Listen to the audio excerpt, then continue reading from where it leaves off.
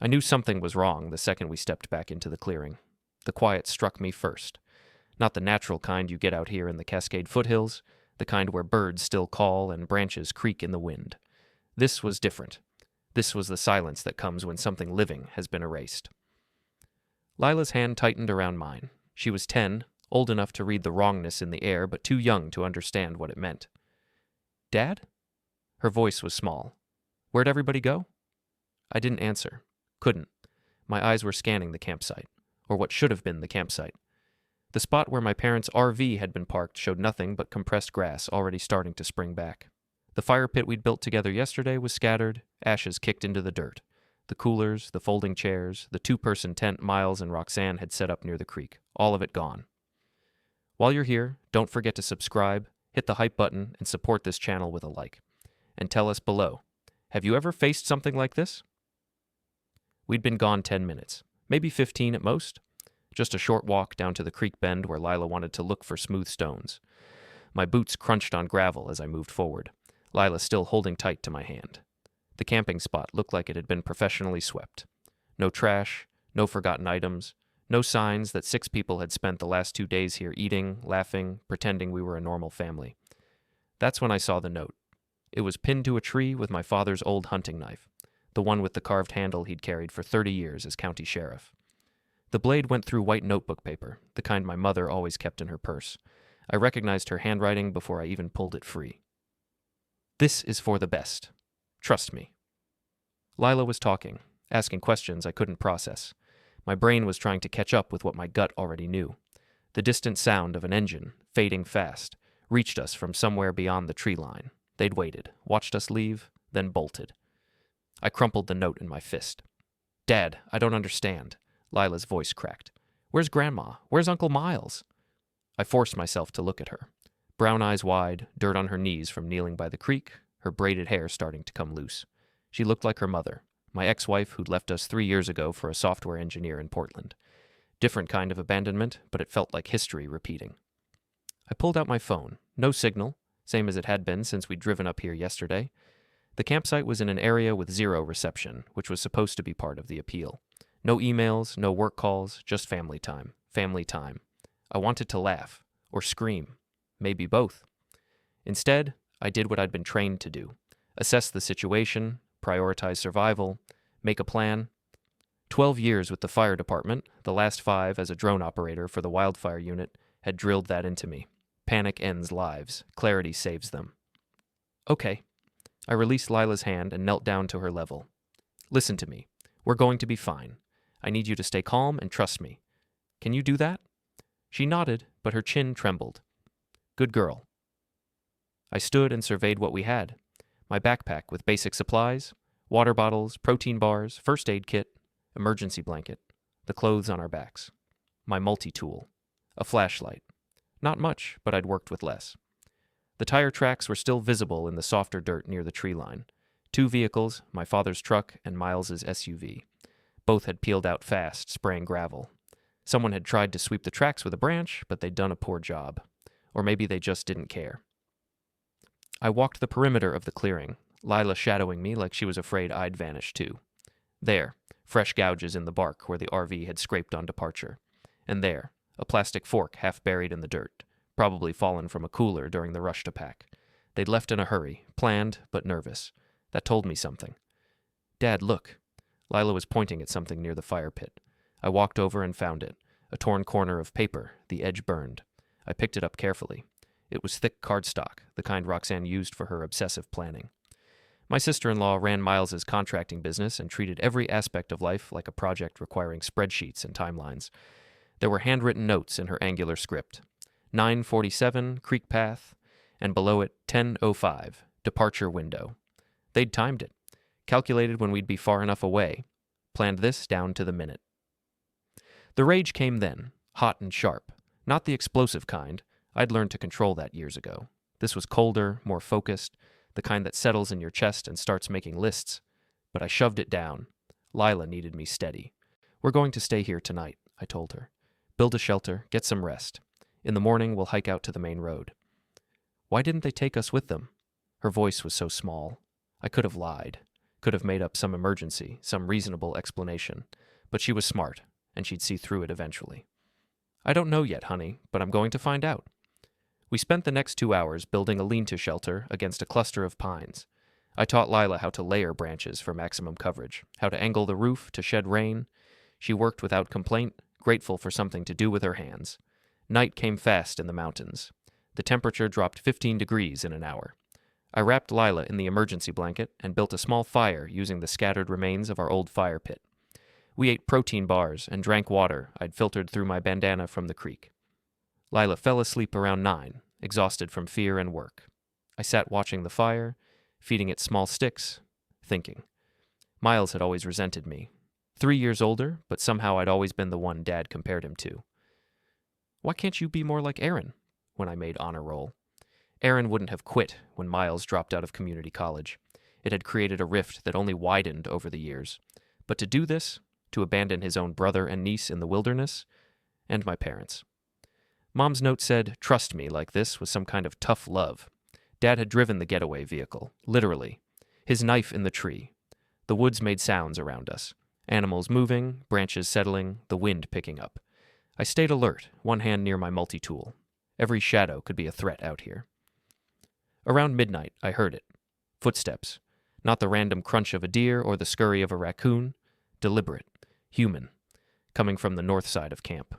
I stayed frozen, eyes scanning the darkness beyond the firelight. The steps stopped. A minute passed. Then a twig snapped about 30 yards out. Someone was watching us. I didn't call out. Didn't make any sudden moves. Just sat there, apparently relaxed, while my mind raced through possibilities. Had they come back? Was this someone else entirely? The footsteps retreated after a few minutes, moving fast through the underbrush. I waited until the sound faded completely before I let myself breathe. Lila slept on, unaware. I didn't sleep at all that night. When gray light finally started filtering through the trees, I was still sitting by the extinguished fire, my mind sharp despite the lack of rest. I'd spent the hours planning, calculating, remembering every survival technique I'd ever learned, and I'd made a decision. I wasn't going to report this. Wasn't going to file paperwork or answer questions or let my family spin this into some story where I was the one who wandered off. Because that's exactly what they'd do. I could already hear Harold's authoritative sheriff voice explaining how I'd always been unreliable and how they'd had no choice but to leave. No. This required a different approach. But first, we had to survive. I woke Lila gently. "Time to go, sweetheart." She sat up, the emergency blanket crackling. For a second, she looked confused, then memory crashed back and her face crumpled. "Hey." I pulled her close. "We're okay. We're going to walk out of here, and we're going to be fine. I promise." "I want to go home." "I know. Me too. Come on." I checked my mental map of the area. The main campground access road was about 8 miles northeast, but that would mean backtracking. The old logging roads to the west were closer, maybe 5 miles, and they'd eventually connect to the county highway. We started walking. The forest was different in daylight, less menacing but more exhausting. We followed game trails when we could find them, pushing through underbrush when we couldn't. Lila was a trooper, complaining only when she stepped in a hidden creek and soaked her sneaker. By noon, we'd covered maybe 3 miles. Not great, but not terrible for rough terrain. I rationed our water carefully, letting Lila drink more than me. The protein bars were gone. My stomach growled, but I'd gone hungry before. We stopped to rest in a small clearing studded with wildflowers. Lila sat heavily on a fallen log, breathing hard. I scanned the area, looking for anything useful. That's when I saw it. Smoke. Not fresh. Old smoke. The kind that leaves stains on rocks and tree bark. 100 yards west, barely visible through the trees. "Stay here," I told Lila. "Don't move." I approached carefully, every sense alert. The smoke smell got stronger. Then I saw the scorched earth. Someone had built a fire here recently, within the last few days. The ashes were cold, but not scattered by wind yet. Around the fire pit were signs of habitation, crushed beer cans, a camp chair with one broken leg, a plastic tarp strung between trees, and photos. Burned photos. I knelt and picked through the ashes carefully. Most were destroyed, but one corner survived, showed my face, my house, my truck in the driveway. Another showed me at work in my fire department uniform. Someone had been watching me, cataloging me, preparing. I found more evidence scattered around the makeshift camp. A thermos, stainless steel, with a sheriff's department logo scratched into the side. Harold's. He'd been drinking coffee here, watching, waiting. Under a rock, I found a hand-drawn map. It showed our original campsite marked with an X, arrows pointing to exit routes. Another notation, exit point B after he's gone. They'd scouted this, planned multiple escape routes, set up a forward observation post to monitor us before making their move. This wasn't impulse, this was premeditated. I called Lila over once I'd confirmed the area was safe. She looked at the burned photos with wide eyes. Why would Grandpa burn pictures of you? I don't know, baby. But I did know, or was starting to. This wasn't about a fight or disagreement. This was about eliminating me, getting me out of the way. I thought about my house, paid off last year after years of careful saving. I thought about the life insurance policy Lila's mother had insisted I maintain. I thought about Miles's contracting business, which I knew was struggling because he'd asked me for a loan 6 months ago. A loan I'd refused. The pieces were starting to fit together in an ugly shape. I searched the abandoned camp thoroughly, looking for anything else useful. Found a cheap voice recorder half buried in leaves, the kind you can buy at any office supply store. The battery was almost gone, but when I hit play, Miles's voice came through, tinny and distant. Eventually give up. Everyone does. He's weak. Always has been. Roxanne's voice, harder to hear. And if he doesn't? Then we wait him out. No phone signal out there. No one knows exactly where we are. By the time he walks out, if he walks out, the paperwork will be done. The recording cut off. I stood there holding the device, my hand shaking. Not from fear, from rage so pure it felt like electricity in my veins. Lila was watching me with concerned eyes. Dad? You okay? I put the recorder in my pocket and forced a smile. Yeah, honey, I'm okay. Come on. We need to keep moving. We walked for 3 more hours. The terrain got rougher, climbing into foothills that made my calves burn. Lila started limping around mile 4, a blister forming on her heel. I stopped and bandaged it with gauze from the first aid kit, using most of what we had left. How much farther? She asked. Not far now. We're doing great. The lie tasted familiar. How many times had my parents told me comforting lies? Your brother loves you. We're proud of you. Family sticks together. The sky started to darken around 5. We hadn't hit the logging road yet. I'd either misjudged the distance or we'd gotten turned around. Possible. The terrain out here all looked similar after a while. Then the rain started. Not a gentle shower, a full mountain storm, the kind that turns trails into streams and drops visibility to 10 feet. Within minutes, we were soaked. Dad! Lila's voice was barely audible over the downpour. I grabbed her hand and started looking for shelter. There, a rocky outcrop with an overhang. Not perfect, but it would work. We scrambled under it just as lightning split the sky. Thunder rolled across the mountains. Lila pressed against me, shivering. I wrapped my arms around her and tried to share body heat. The temperature was dropping fast. Hypothermia was now a real concern. Tell me a story, Lila said through chattering teeth, like you used to. So I told her about the wildfire season 2 years ago, how we'd used drones to map the fire's progression, how we'd saved a whole subdivision by getting accurate intel to the ground crews. I made it exciting, made myself sound braver than I'd been, anything to keep her mind off the cold and fear. The storm lasted 2 hours. When it finally broke, we were both shaking and the temperature had dropped into the 40s. I knew we couldn't stay here overnight. We needed to move, generate heat, find better shelter. Can you walk? I asked Lila. She nodded, but when she stood, her legs buckled. Too cold, too tired, too scared. I caught her before she fell. Okay, new plan. Climb on my back. She was light, but after an hour of carrying her through wet forest, my back screamed. I kept going. The alternative was unacceptable. Night fell. I used the flashlight sparingly, conserving the battery. Every step was careful, calculated. One wrong move, one twisted ankle, and we were done. Then I saw it through the trees. A structure, square and wooden and man-made, an old fire watchtower. I'd seen it on maps during fire season planning, but never visited it in person. The tower was 40 feet tall, with a small cabin at the top accessed by an external staircase. It had been abandoned for years, replaced by newer technology and drone surveillance. My technology. The irony wasn't lost on me as I climbed those stairs, Lila on my back, my legs burning with every step. The cabin door was locked, but the wood was rotted. One good kick, and it gave way. Inside was dusty and smelled like mice, but it was dry. There was an old cot, a table, even a few cans of soup in a cabinet, probably left by hikers using the place as an emergency shelter. I got Lila wrapped in the emergency blanket and used the last of our water to wash her face. Found a rusty can opener and heated the soup using a tiny camping stove I discovered in a cabinet. The stove probably violated a dozen safety codes, but I didn't care. We needed warm food. Lila ate slowly, her color improving. I watched the forest below through grimy windows, thinking about tomorrow. We had to be close to the logging road now. One more day, maybe 2, and we'd be out. Then what? Dad? Lila's voice was sleepy. Can I ask you something? Anything. Are we ever going to see Grandma and Grandpa again? I looked at her, my daughter, my responsibility, the only person in this world I trusted completely. She deserved honesty, even if it hurt. I don't know, honey. Probably not for a while. Because of what they did? Yeah, because of what they did.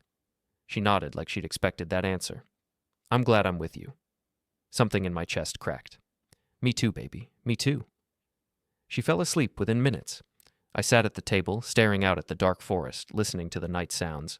Somewhere out there, my family was probably celebrating, probably drinking toasts to their successful plan, probably already working on the paperwork to steal everything I'd built. I pulled out the voice recorder and played the message again. He's weak. Always has been. For the first time in my life, I smiled at those words, because Miles was wrong. I wasn't weak, I was a survivor, and I was about to become something else entirely, something they should have left alone. Morning came with birdsong and pale sunlight through dirty windows. I woke stiff and sore, but clear-headed. Lila was still asleep, curled under the emergency blanket like a cocoon. I did a quick inventory of what we had left. Half a flashlight battery, 2 cans of soup, no water, a first aid kit depleted to adhesive bandages, and antiseptic wipes. Not much, but I'd learned in the fire service that survival was 90% mental. And mentally, I was sharp as glass. We ate cold soup for breakfast. I didn't want to risk the ancient camping stove again in daylight when I could see how corroded it was. Lila complained it tasted like metal, but she finished the can. Good kid. I spent 20 minutes at the window mapping our route. The tower gave me a clear view of the terrain, and I could see what looked like a dirt road about 2 miles northwest. That had to be it. Ready to go home? I asked Lila. She nodded, already on her feet. The rest had done her good. Her eyes were brighter, less scared. We descended the tower stairs carefully. My legs protested, but I pushed through it. Pain was temporary. Getting Lila to safety was permanent. The hike to the logging road took 3 hours. We moved slowly, conserving energy, stopping to drink from a clear stream I judged safe enough. I'd filtered worse during wildfire deployments. When we finally hit the road, 2 muddy ruts through the forest, but definitely vehicle-capable, I felt something loosen in my chest. We'd made it through the worst. Now came the next phase. We walked the road heading west. It had to connect to the county highway eventually. My feet were numb in wet boots, but I kept going. Lila sang quietly to herself, a habit she had when trying to be brave. Around noon, we heard it, an engine. I pulled Lila behind a tree, watching. A logging truck appeared around the bend, empty and heading back toward civilization. I stepped into the road, waving my arms. The truck stopped. A man in his 50s leaned out the window, eyes widening when he saw us. Jesus, you folks okay? We got separated from our camping group, I said. My story was already prepared. Our phones lost power. We'd been walking for 2 days. He didn't question it. Why would he? We looked like exactly what we were, exhausted, dirty, bedraggled. Hop in, I'll take you to the ranger station. I shook my head. No rangers. Can you take us straight to Cascade Falls? Cascade Falls was the nearest real town, population 8,000, big enough to have a hospital, small enough that I knew people. Sure, no problem. Climb on up. We rode in silence, mostly. Lila fell asleep against my shoulder within minutes. The logger, his name was Bill, made small talk about the weather and lumber prices. I responded on autopilot, my mind already 3 steps ahead. We reached Cascade Falls around 3 in the afternoon. Bill dropped us at the urgent care clinic. You sure you don't need me to wait? He asked. We're good, thank you. He drove off, and I stood there for a minute, Lila leaning against me, both of us filthy and exhausted. I thought we were going home, Lila said. We are, but first you need a real checkup. Make sure you're okay. The clinic staff took one look at us and moved fast. Within 10 minutes, Lila was in an exam room being checked over by a young doctor who kept asking careful questions about what happened. I stuck to the story, camping trip, got separated, walked out. She didn't believe me. I could see it in her eyes. But she didn't push. Just made notes and ordered tests. Lila was dehydrated and had a mild case of exposure, but otherwise healthy. They wanted to keep her overnight for observation. I agreed. While they set her up in a room, I made phone calls. Not to the police, not yet. To my neighbor, asking him to feed my cat and check the house. To my boss at the fire department, saying I'd had a family emergency and needed a few days. To my ex-wife, telling her Lila was fine, but we'd had an incident and I'd explain later. I didn't call my parents, didn't call Miles. Let them wonder. That night, I sat in a chair next to Lila's hospital bed, watching her sleep under clean white sheets. A nurse brought me a sandwich and coffee. I ate mechanically, tasting nothing. My phone buzzed. A text from my mother. "Are you okay? We've been trying to reach you." I stared at those words for a full minute. The absolute gall of it. The pretense of concern. I deleted the message without responding. Over the next 2 hours, more texts came. Mom again, then Miles, then Harold. Each one more frantic, asking where I was, if I was safe, claiming they'd been so worried. The thing about being abandoned in the wilderness is that it gives you time to think, time to really see people for who they are. And what I saw now, reading those messages, was desperation disguised as love. They hadn't expected me to make it out. Not this fast. Maybe not at all. And now I was back, and their plan, whatever it was in jeopardy. The hospital discharged us at 10 the next morning. I called a taxi, didn't want to borrow a car or ask for favors, wanted to move quietly, under the radar. The drive home took 40 minutes. Our house was a small ranch style in a quiet neighborhood, the kind of place where people waved and minded their business. My haven, my investment, my future. The future Miles wanted to steal. I paid the driver and helped Lila inside. She went straight to her room, needing familiar things around her. I stood in my kitchen, looking at ordinary objects, coffee maker, dish towel, the ceramic bowl I used for keys, and felt the strangeness of it. 3 days ago, these things had meant one thing. Now they meant something else. My phone rang. "Harold," I answered. "Aaron, thank God. Where have you been? We've been worried sick. Stop." My voice was flat. "Just stop." Silence. Then, "Son, I don't know what you think.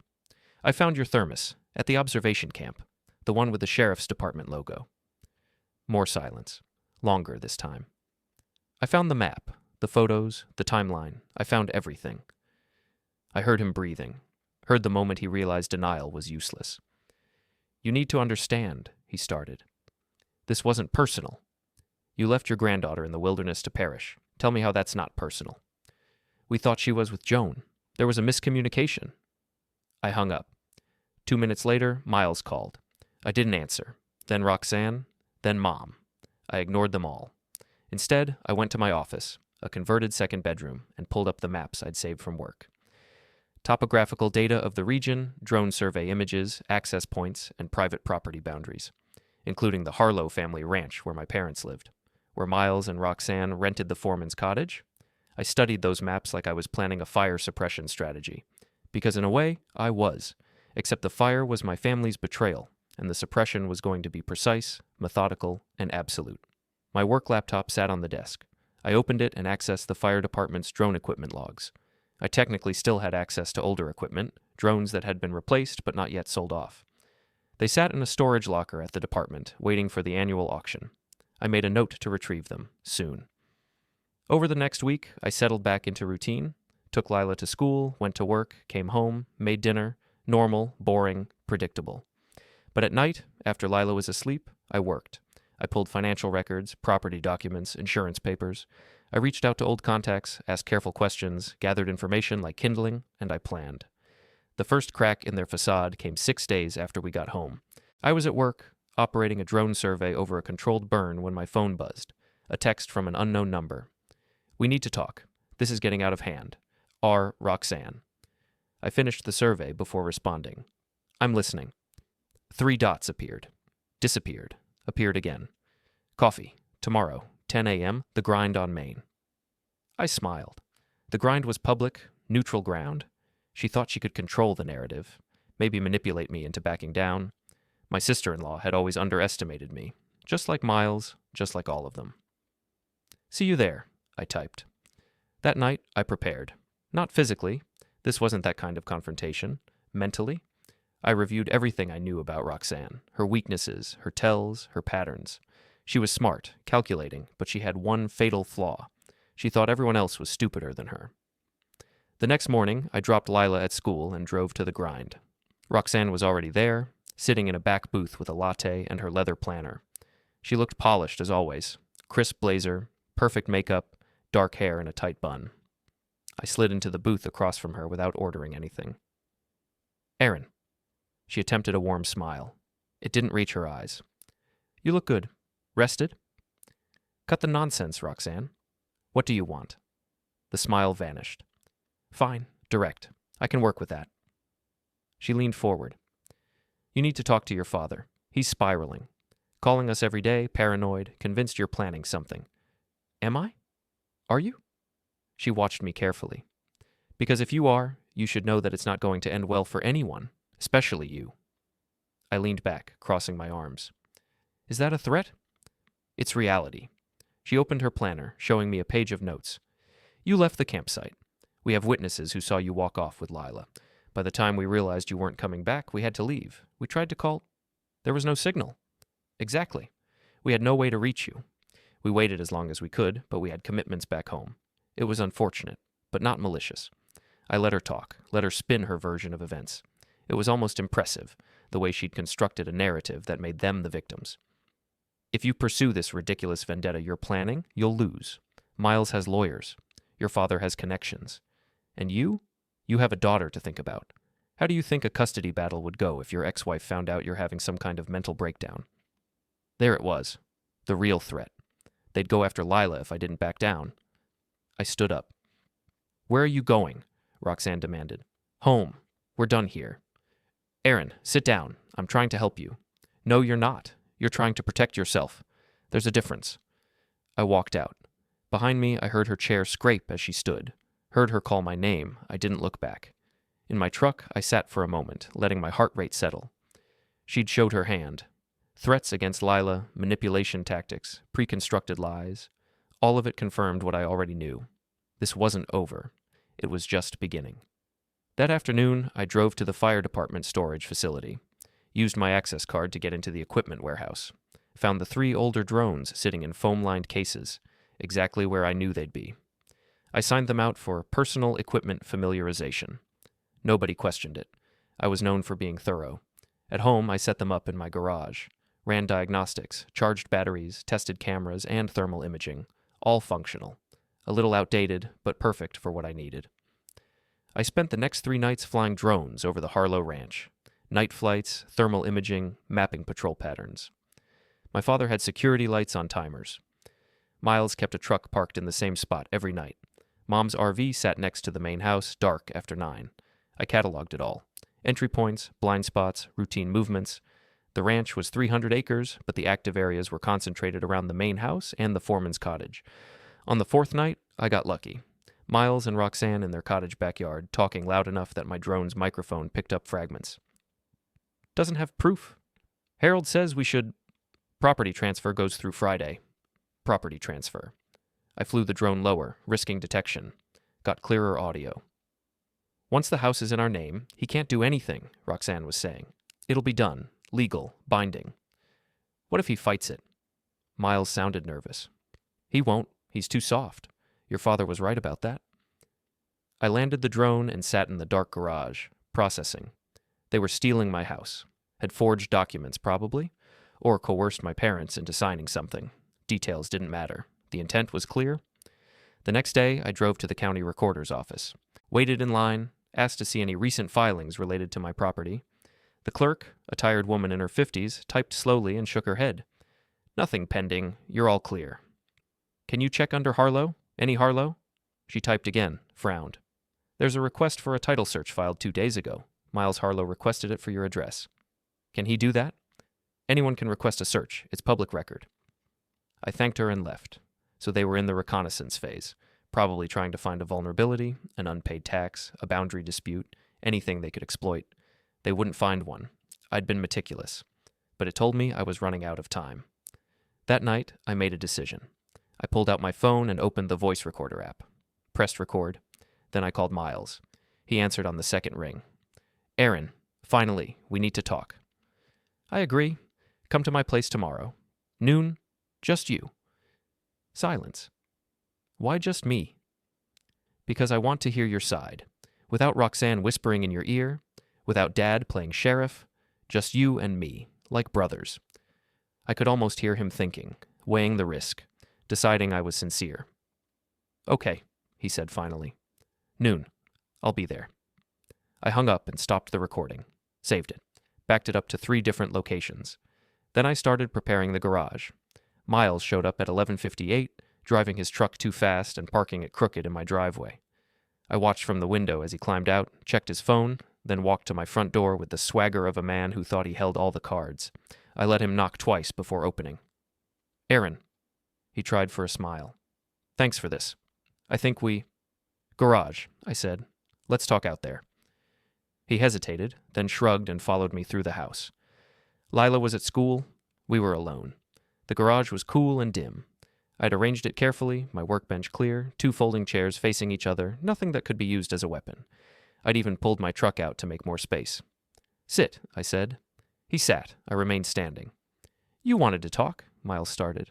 So talk. Why'd you do it? Do what? Don't. I kept my voice level. I found the observation camp. The notes, the timeline. I heard the recording. I know about the property transfer, so skip the denials and tell me why. His jaw worked. For a second, I thought he might actually tell the truth. Then his face hardened. You always got everything. The house, the career. Even your ex leaving you turned into this whole sympathy thing where everyone rallied around poor Aaron.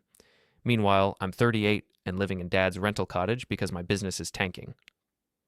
So you decided to eliminate me and take my house. We decided to give you a push, make you reassess your priorities. I actually laughed. A push? You left your niece in the wilderness to perish, and you call it a push. She was supposed to be with Mom. His voice rose. That was the plan. Joan was supposed to keep Lila with her, and you'd be the only one out there. When we realized the mistake, you kept going anyway. He stood up, fists clenched. What do you want, Aaron? An apology? Fine. I'm sorry. There. Happy? Sit down. No. I'm done here. This was a mistake. He turned toward the door. I didn't move to stop him, just said quietly, I have recordings, video, audio, documents, everything. He froze. I have thermal footage of you and Roxanne discussing the property fraud. I have the voice recorder from the observation camp. I have photos of the burned pictures. I have everything, Miles, and I'm wondering what I should do with it. He turned slowly. His face had gone pale. You're bluffing. I pulled out my phone and played the audio from last night's drone flight. His voice came through clearly. Once the house is in our name, he can't do anything. The color drained from his face completely. So here's what's going to happen, I continued.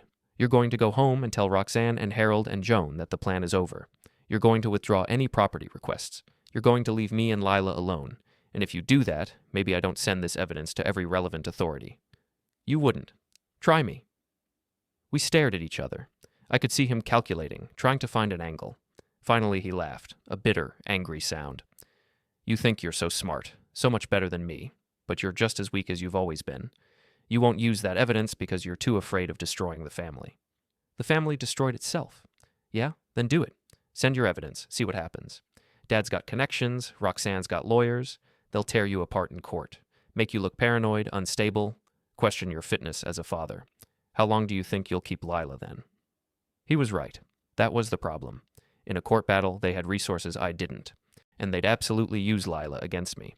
But he'd also just confirmed everything I suspected. And he'd done it while I was recording. Get out, I said. He left without another word. I stood in the garage listening to his truck roar away, my heart pounding. I'd pushed too hard, too fast. Shown my hand without having a complete strategy. Rookie mistake. I went inside and pulled up the recordings, syncing everything to encrypted cloud storage. Then I sat at my kitchen table and thought. Going legal wouldn't work. They'd tie me up in courts for years, drain my savings, make my life miserable. And even if I won, Lila would be caught in the middle. Going public wouldn't work either. Small town, old loyalties, a retired sheriff, and a respected contractor versus a drone operator with wild accusations. I needed something else, something that hurt them where they lived. That night, after Lila was asleep, I started planning in earnest. My phone buzzed. A text from an unknown number. You're making a mistake. Last chance to back down. H. Harold. Of course, I typed. See you soon. Then I turned off my phone and got to work. Over the next week, I went into full reconnaissance mode. I mapped every detail of their lives. Work schedules, shopping habits, social patterns. I used the drones sparingly, relying more on old-fashioned observation. I discovered Miles's company was worse off than I'd thought. Permits pulled for jobs that never started. Complaints filed with the Better Business Bureau. He was 3 months behind on the cottage rent. Roxanne's planning business was a front. She had exactly one client, Miles's construction company. Everything else was fabricated for appearances. Harold spent most of his days at the ranch, drinking and watching cable news. Joan enabled him, same as she'd enabled his bad parenting for 40 years. They were already falling apart. I just needed to accelerate the process. I started small, anonymous tips to the permit office about incomplete work, questions posed on local business forums about contractor reliability. Nothing traceable, nothing overt. Then I went bigger. I knew Miles kept his business records in a home office in the cottage. I knew Roxanne and he both left for 2 hours every Thursday afternoon, her for a supposed client meeting, him for a supposed job site inspection. On Thursday at 2 p.m., I used a drone to verify they were both gone. Then I did something I'd never done before. I broke into their cottage. It was almost insultingly easy. They'd never changed the locks from when I'd helped Miles move in 3 years ago. I still had a spare key. Inside, the cottage was exactly what I expected, decorated by Roxanne with expensive taste and no budget, furnished with items they clearly couldn't afford. The home office was a converted bedroom, filled with file cabinets and an expensive desk. I photographed everything, every document, every permit, every contract. Used my phone's scanning app to create digital copies. Worked fast and methodical, the way I'd been trained to document fire damage sites. Found the property transfer documents in a locked drawer, picked the lock, another skill from fire service, though we usually used it to access trapped buildings. The documents were elaborate forgeries. They'd created a fake quitclaim deed with my signature, backdated it 6 months, and planned to file it this Friday. Combined with a story about a family agreement that I was now reneging on, they probably thought they could claim the house. I photographed every page, found other things too. A ledger showing Harold had loaned Miles $50,000 last year. Notes in Roxanne's handwriting about Aaron's insurance policy value, $500K. They'd planned this for months, maybe longer. I was putting the last file back when I heard a truck engine. They were back early. I moved fast, locked the drawer, replaced everything exactly as I'd found it, slipped out the back door and into the tree line. The drone was still circling overhead, giving me a tactical view. I watched on my phone as Miles and Roxanne parked and went inside, completely unaware. That night, I organized everything I'd found. The forgery was the key. It was criminal, provable, and couldn't be explained away. But I still couldn't go to the police. Harold's connections ran deep. I needed something that would destroy them without requiring official channels. The answer came to me around midnight, while I was reviewing the drone footage. I didn't need the police. I needed the community. I pulled up my laptop and started creating profiles, anonymous accounts on every local forum, neighborhood watch group, contractor review site. I'd learned digital compartmentalization from work, how to keep surveillance data organized and accessible. Now I'd use those same skills for a different purpose. The first post went up at 1 a.m. on the Cascade Falls Contractors Forum. Warning: Miles Harlow Construction, unpaid subcontractors. I attached sanitized versions of the financial documents, enough to raise questions without revealing how I'd obtained them. By morning, 3 real subcontractors had replied confirming they were owed money. One mentioned a job abandoned mid-project. Another talked about bounced checks. I watched it spread like wildfire through the small business community. Miles's reputation was built on being reliable, a hometown guy who did honest work. These revelations shattered that image. Next, I hit the neighborhood groups, posted concerns about unpermitted work, attached photos of Miles's active job sites with visible code violations. Let the busybodies cross-reference with county records. Let them do the investigating for me. The effect was immediate and devastating. By noon, Miles's phone was ringing constantly. By afternoon, 2 clients had canceled contracts. By evening, a county inspector showed up at one of his job sites and red-tagged the whole project. I monitored it all from my office, Lila doing homework at the kitchen table, everything appearing normal on the surface while I systematically dismantled my brother's livelihood. My phone rang. Roxanne. I let it go to voicemail. She called again, then Miles, then Harold. I ignored them all. Instead, I created the website. Cascade Falls Business Watch. Professional looking, no obvious connection to me. I populated it with every verified complaint about Miles's company, every unpaid invoice, every permit violation. Made it look like a concerned citizens group. SEO optimized it so anyone searching his company name found it first. The website went live at midnight. By morning, it was the top search result for Miles Harlow Construction. I went to work the next day like nothing had happened. Operated drones over a prescribed burn, filed reports, had lunch with colleagues. Normal, boring, predictable. But my phone kept buzzing with news alerts I'd set up. Miles's contractor license under review. County investigation opened. Better Business Bureau rating dropped to F. At 3 p.m., I got a text from an unknown number. We need to meet. All of us. Tonight. The ranch. 7 p.m. This ends now. H. Harold. Trying to take control, trying to force a confrontation on his terms. I typed back, no. 3 dots appeared. Disappeared. Then, this isn't a request. You're right. It's a threat. Just like abandoning me was a threat. How'd that work out for you? No response. I picked up Lila from school, made her a snack, helped with homework. She asked if we could have pizza for dinner, and I said yes. We ordered from her favorite place and ate at the kitchen table, talking about her day, her friends, a book report due next week. Normal, safe, mine. After she went to bed, I pulled up the drone feeds, set them to record the ranch. Watched Harold pace on the front porch. Watched Miles's truck arrive around 8 p.m. Watched Roxanne pull up 10 minutes later in her BMW. They were meeting without me, planning their next move. I recorded everything. Around 10 p.m., I saw Harold on his phone. Then mine rang. I answered. You're destroying this family, he said without preamble. I'm destroying the lie. There's a difference. Miles could lose everything. His business, his license, his reputation. Is that what you want? I want what you took from me. 10 days of safety. 10 days where I didn't have to wonder if my family was plotting against me. You can't give me that back, so I'm taking something else instead. This is extortion. This is consequences. You should recognize them. You spent 30 years as sheriff handing them out. Silence. Then, what will it take? Money? I can get you money. I don't want money. Then what? I want you to understand what you did. Really understand it. I want you to feel what Lila felt when she realized her grandparents had abandoned her. I want Miles to know what it's like to watch everything he built collapse. I want all of you to lie awake at night wondering what comes next. You're sick. No, I'm healed. There's a difference. I hung up. The next morning, formal complaints were filed with the State Contractors Board. 3 separate investigations opened. Miles's surety bond was pulled. His business was effectively finished. I went to work, came home, made dinner, helped Lila with homework, lived my life. But at night, I planned the final phase. Because they needed to see it, needed to watch everything crumble, needed to face what they'd created. The man they'd left in the woods was coming home, and he was bringing the wilderness with him. Small towns run on reputation. I'd lived here long enough to know that. Harold's reputation as a fair sheriff, Miles's reputation as a skilled contractor, even Joan's reputation as a devoted mother and church volunteer. Reputations took years to build. I was going to destroy theirs in days. The Contractors Association was just the beginning. By the end of the first week, I'd expanded my campaign across every relevant platform. Nextdoor posts about unlicensed work in residential areas.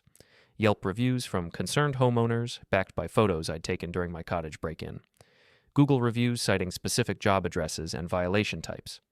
Every post was carefully crafted to be technically true, legally defensible, and socially devastating. I wasn't lying. I was just shining a light on facts they'd kept hidden.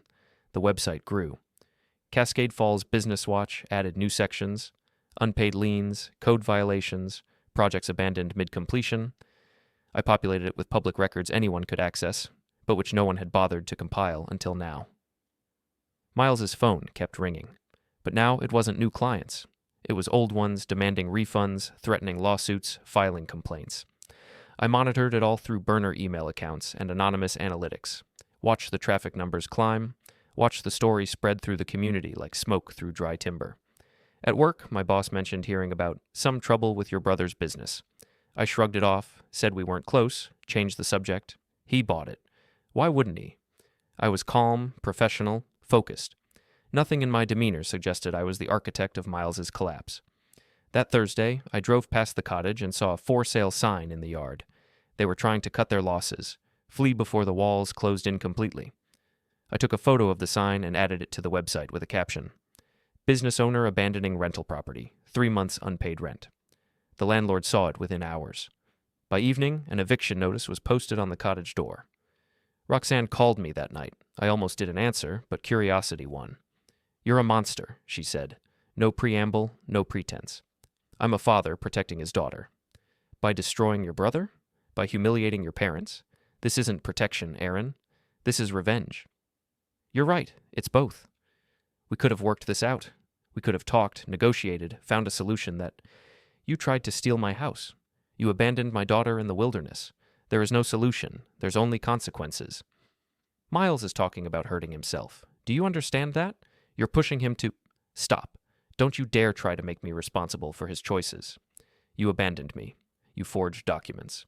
You planned this for months. Those were choices. What happens now is just cause and effect. Please." Her voice cracked. "Just stop. We'll leave you alone. We'll move away. Anything. Where were those offers when I was carrying my daughter through the wilderness? Where was that willingness to negotiate when you were planning property fraud?" She started crying. Real tears or manipulative ones, I couldn't tell. Didn't care. "The website stays up. The complaints move forward. You deal with the consequences. That's how this ends." I hung up and blocked her number. The next day, I escalated. Sent the forged property documents to the county attorney's office with an anonymous tip. Not enough to implicate myself, just enough to start official wheels turning. Within 48 hours, investigators showed up at the cottage. I watched via drone as they served Miles with a subpoena. Watched him slump against his truck, head in hands. Watched Roxanne pace the driveway, phone pressed to her ear, probably calling lawyers she couldn't afford. Harold tried a different approach. Showed up at my house on Saturday morning. I was in the garage working on the drones when I heard his truck in the driveway. I met him at the front door, didn't invite him in. "We need to talk," he said. "No, we don't." "Aaron, please. As your father?" "You lost that title in the wilderness. You're just Harold now, and Harold needs to leave my property." His face reddened. The old sheriff's swagger tried to reassert itself. "You can't do this to your family. Watch me. I'll go to your boss. Tell him you're unstable. Tell him you're using department equipment for personal vendettas. Go ahead. I've documented everything. Every drone flight logged and authorized. Every piece of evidence legally obtained or publicly accessible. Try me, Harold. See what happens." He stared at me for a long moment. Saw something in my eyes that made him step back. "I don't know you anymore," he said quietly. "Good. Because the Aaron you knew would have forgiven you, would have made excuses, would have prioritized family peace over justice. That Aaron's gone. You made sure of that." He left without another word. I watched his truck disappear down the street, then went back to the garage and adjusted the drone surveillance patterns. They'd try something, they always did. And I'd be ready. Joan was next. Called on Sunday afternoon while I was helping Lila bake cookies. "Aaron, honey, please. We need to fix this. The family is falling apart." "It fell apart in the wilderness, Mom. I'm just documenting the pieces." "That's not fair. We made a mistake." "You made a choice. A calculated, premeditated choice to eliminate me and steal what I'd built. That's not a mistake. That's betrayal." "We never meant for Lila to. But she was there, and you left anyway. You heard her voice, knew she was with me, and drove away. Don't try to rewrite history." Silence, then smaller. "What can I do?" "Nothing. There's nothing any of you can do. You wanted me out of your lives. Congratulations. You got your wish." "That's not what we wanted." "It's exactly what you wanted. You just thought I wouldn't survive to hold you accountable." I hung up and turned off my phone. Lila was pulling cookies from the oven, her face flushed with heat and concentration. She looked happy. Safe. That's all that mattered. Over the next week, the dominoes continued to fall. Miles's business formally dissolved. Roxanne's planning company exposed as a shell with no real clients. Harold called in for questioning about his role in the property fraud. The town gossip machine did the rest. Small-town dynamics meant everyone knew everyone's business. By midweek, people were crossing the street to avoid Harold at the hardware store.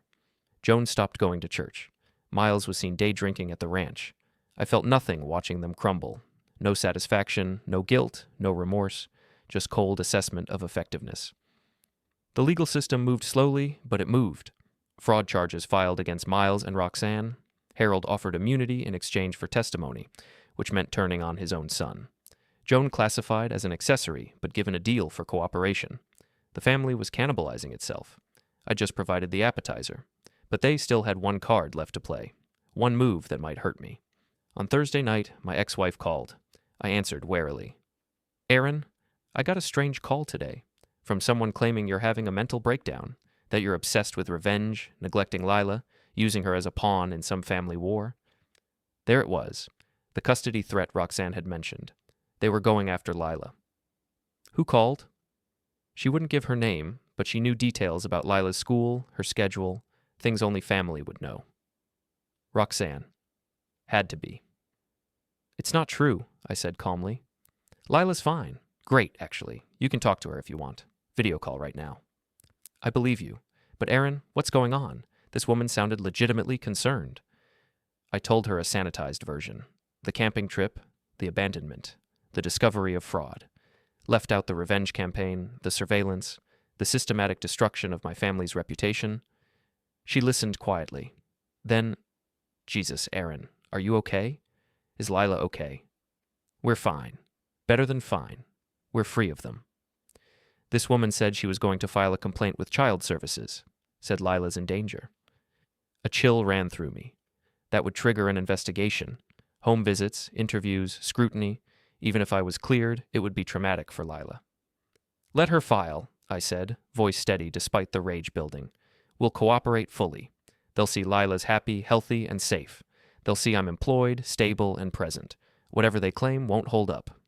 Okay, but Aaron, be careful. I know your family hurt you, but don't let revenge consume you. Don't become what you're fighting against. Too late, I said, and meant it. After hanging up, I paced the house thinking. They'd escalated by threatening Lila. That changed things. Raised the stakes from financial and legal to something more primal. I pulled up my laptop and opened the encrypted files. Everything I had on them. Every recording, every photo, every document. The nuclear option I'd been holding in reserve. Then I started making calls. Not to them, to the authorities I'd been avoiding. First, the county attorney. Left a message about new evidence in the Harlow fraud case. Attached files showing the forgery and the full timeline of premeditation. Second, the state licensing board. Sent documentation of every permit violation, every code breach, every unpaid subcontractor. Made it impossible for them to ignore. Third, the IRS. Anonymous tip about unreported income and fraudulent business expenses.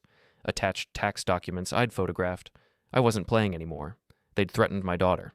That meant total war. Over the next 72 hours, the full weight of government bureaucracy landed on my family. Audits, investigations, subpoenas.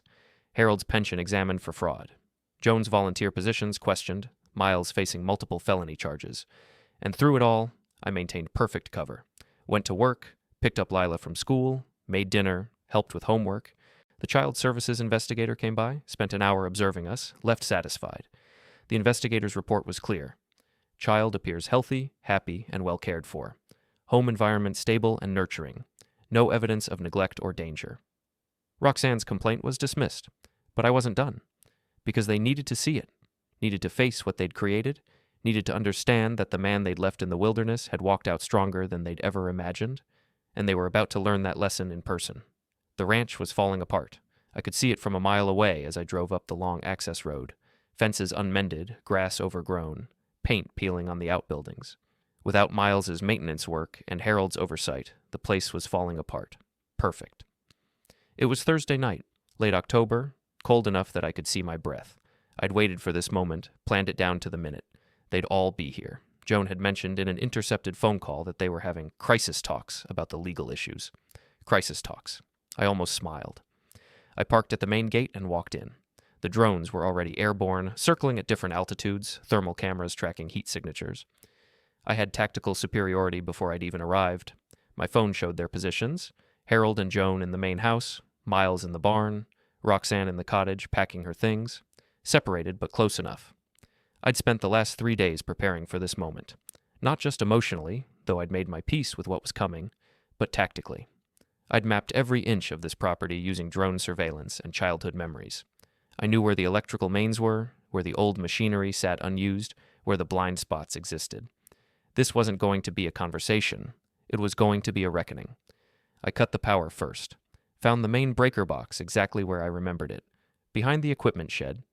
Simple circuit breaker manipulation. I knew the ranch's electrical system better than they did. One switch and the lights went out across the property. Shouts from the main house. A flashlight beam from the barn. Confusion spreading like ripples in water. Phase 1 complete. I moved toward the barn with the confidence of someone who could see in the dark.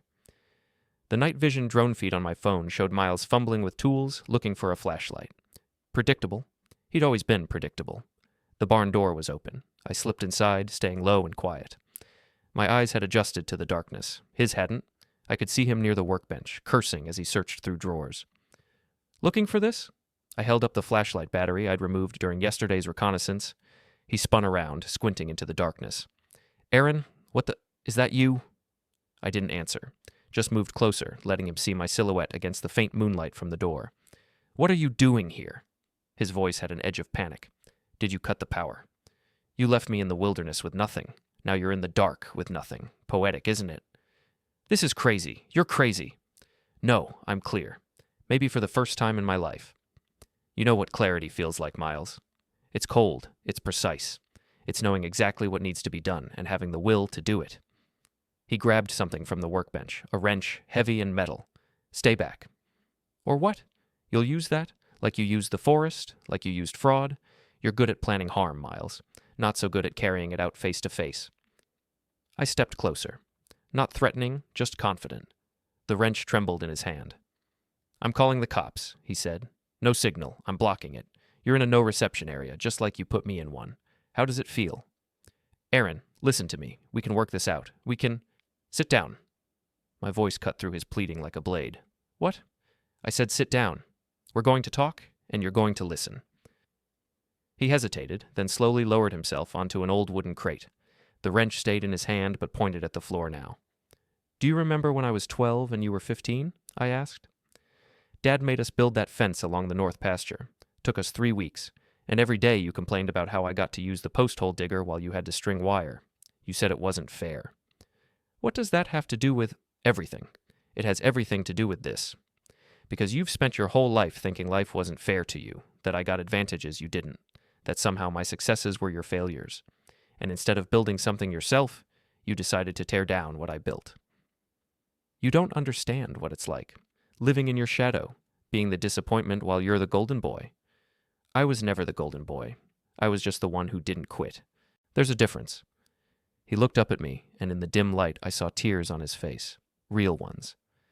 I'm sorry, he said, for all of it. The camping trip, the forgery, everything. I'm sorry. No, you're not. You're sorry you got caught. You're sorry you're facing consequences. But you're not sorry for what you did, because if you could go back and do it again without getting caught, you would. That's not true. Isn't it? Tell me, Miles, when you heard Lila's voice that morning, when you realized she was with me and not Joan, did you stop? Did you turn the truck around? Silence. That's what I thought. The barn door burst open. Harold stood there with his old sheriff-issue taser, ordering me away from Miles. I turned slowly, already calculating. Use it, I said. Add assault to the list. His shaking hand told me everything. I walked up and took the taser from him. You tried to steal my home, my life, my daughter's future. You left us in the wilderness. Now you face consequences.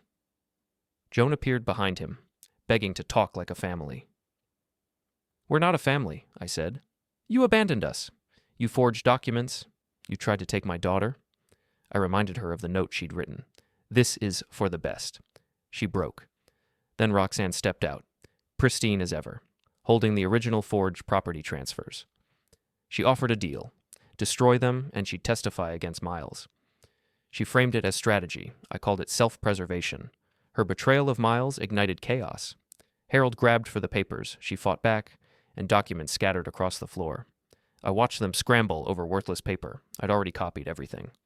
Enough. I held up my phone. It had been recording since I arrived. Every confession, every accusation. You escalated this, I said.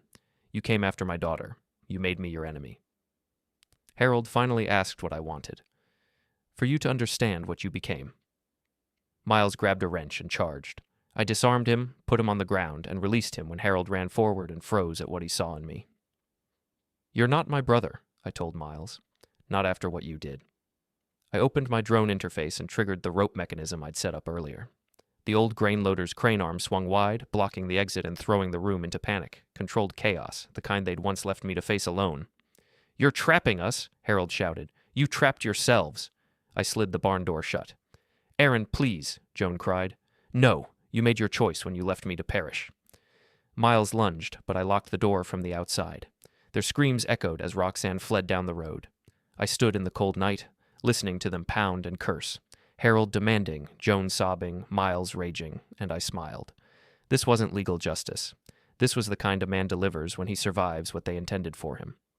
You left me in the woods to perish, I told them. Now I'm leaving you, with the truth, with the recordings, with each other. I called the real county sheriff. 3 people locked in a barn at the old Harlow Ranch. They're safe. But you'll want a detective? I have recordings of fraud, forgery, and conspiracy. Then I walked to my truck. Their voices faded behind me. They had each other, the perfect team of people who'd betray anyone. I had Lila, my home, my future. The man they abandoned was gone. What remained was someone they'd created.